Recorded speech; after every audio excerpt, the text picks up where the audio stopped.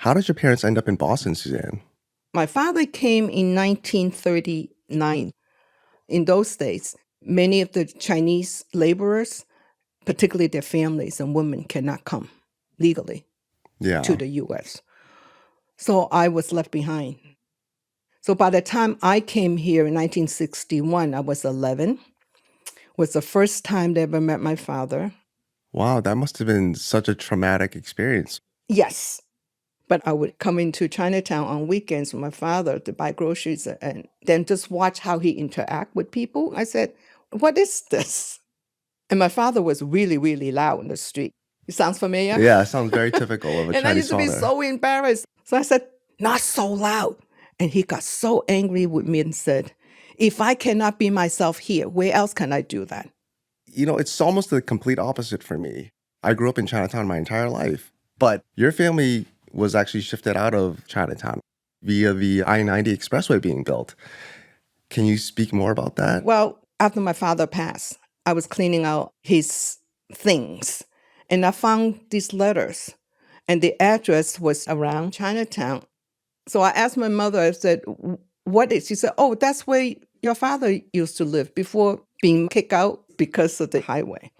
Yeah. So finding those letters, I said, aha, this is why.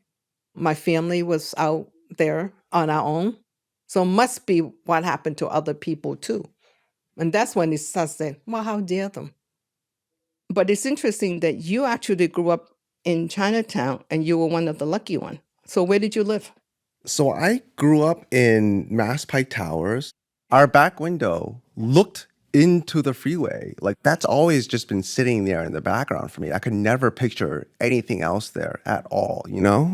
Yes. Chinatown is hemmed in by so many highways. The traffic coming in here is tremendous every day.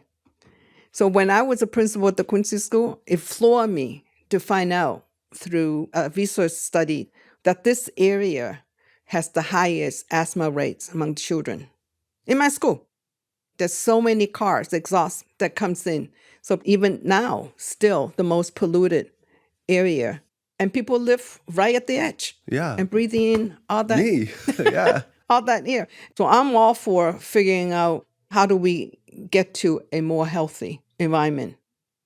For us, this is historical cultural district that needs protecting and should deserve resources to renovate it, to make it attractive, just like other neighborhoods, Definitely.